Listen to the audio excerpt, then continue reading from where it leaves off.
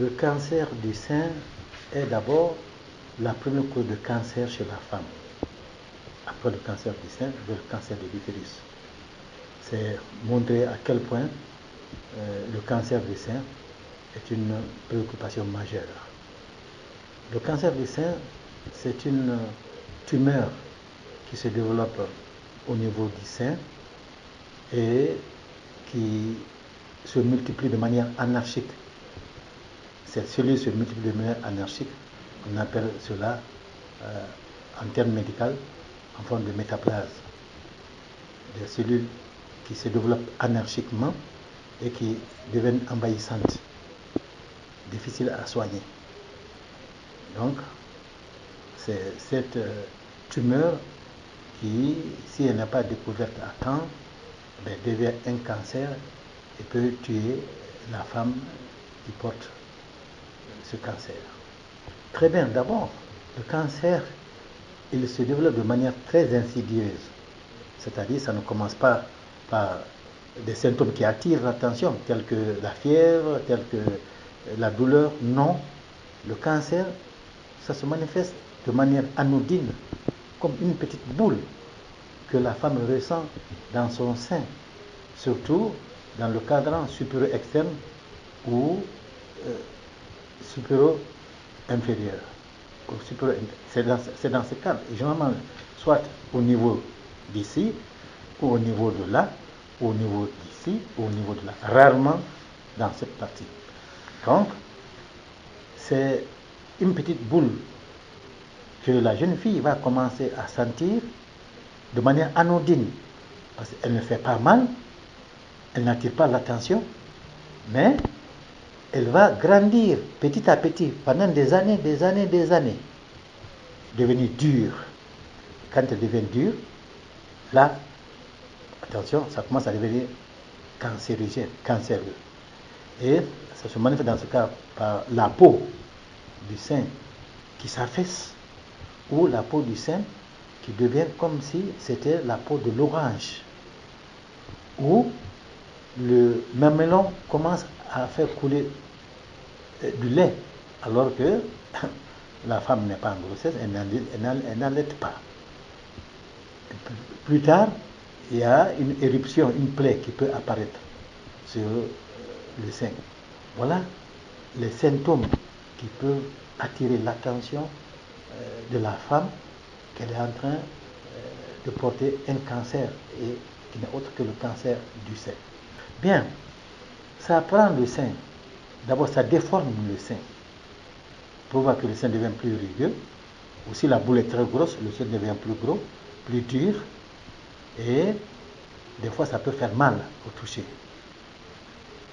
Et alors, si c'est un cancer invasif, ça va provoquer un ganglion sous l'aisselle.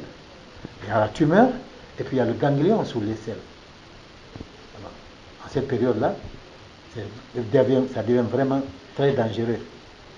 Et généralement, si une fois de plus le cancer du sein n'est pas découvert à temps, quand ça commence à faire des manifestations sur la peau, déjà des plaies, ça devient incurable.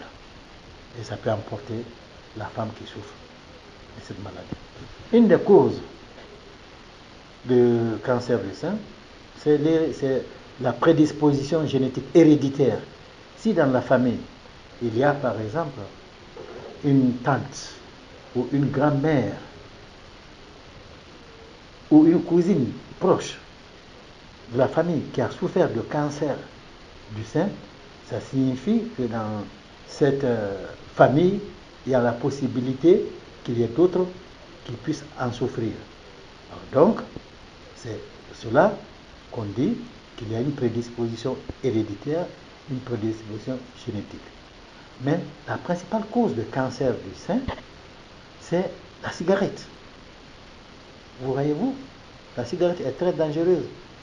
C'est la première cause de cancer du poumon, c'est la première cause de cancer de la bouche et de la gorge, c'est en même temps la première cause de cancer du sein. Ensuite, il y a l'alcoolisme. Quand vous buvez trop d'alcool, la femme qui boit trop d'alcool, c'est trop de vin, peut souffrir du cancer du sein, si en plus elle ne fait pas d'exercice. Mais il y a quelque chose, un détail. Le cancer du sein n'est pas vu que chez les femmes. Hein. Il y a des hommes qui peuvent souffrir du cancer du sein. Mais seulement, l'Africain, c'est très rare. C'est-à-dire, c'est 1%. S'il y a 100 personnes qui souffrent du cancer du sein, 99 seront des femmes, un seul sera un homme. Donc, il ne faut pas négliger cela. C'est très rare, mais ça existe. Alors, une fois de plus, la cigarette, l'alcool, le sédentarisme et la prédisposition génétique ou héréditaire sont les causes du cancer du sein. Oui, avant, les cancers ne se traitaient pas.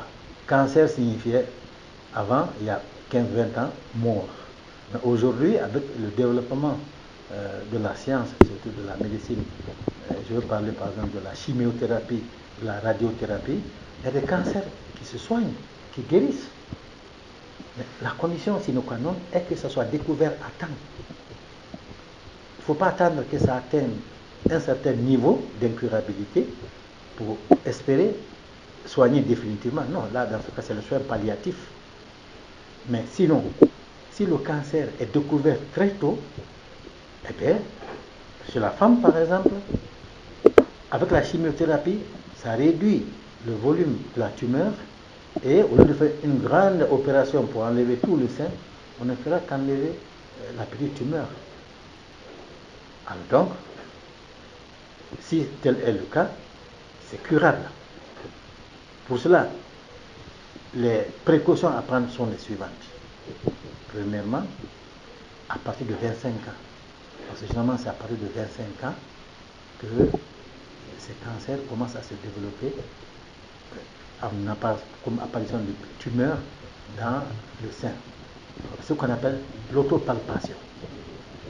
L'autopalpation, pour les filles, pour les femmes, c'est quand vous allez dans la douche pour prendre votre bain, vous-même, vous vous touchez le sein avec les 3 doigts pour voir ici s'il n'y a pas une petite tumeur. Généralement, c'est en haut. C'est pas là, ce n'est pas là. C'est ici, là ou là. Vous comprenez? Si il n'y a pas de boule, vous ne pouvez pas faire ça tous les jours, mais au moins 1 ou 2 fois par mois, prenez le temps de le faire. Ça, c'est l'autopalpation. Et après cela, au moins 1 fois dans le mois, venez devant le miroir, votre miroir, où vous vous habillez, vous vous maquillez, arrêtez-vous seul, regardez la forme de votre téton, la peau de votre sein, si ça n'est pas en train de s'affaisser, si ça n'est pas en train de devenir dur, ou si ça n'est pas en train de devenir comme la peau de l'orange. Ça aussi, ça attire, c'est des symptômes. Et en dehors de tout ça, l'autopalpation et vous-même l'examen que vous faites devant le miroir, il y a ce qu'on appelle la mammographie. La mammographie, au minimum, 1 fois par an, chez une fille qui a plus de 25 ans, c'est bien recommandé. Et pour une femme qui a plus de 70 ans, parce que c'est de 25 ans à 75 ans que cela peut apparaître. Donc à partir de 70 ans, il faut aller au moins 1 fois par 6 mois faire votre mammographie. Voilà, si vous faites cela, vous avez toutes les chances vraiment de découvrir à temps si vous êtes atteint, et immédiatement avec l'avancée de la chirurgie et de la chimiothérapie et la radiothérapie, vous pouvez vous en sortir complètement, rétablir complètement guéri.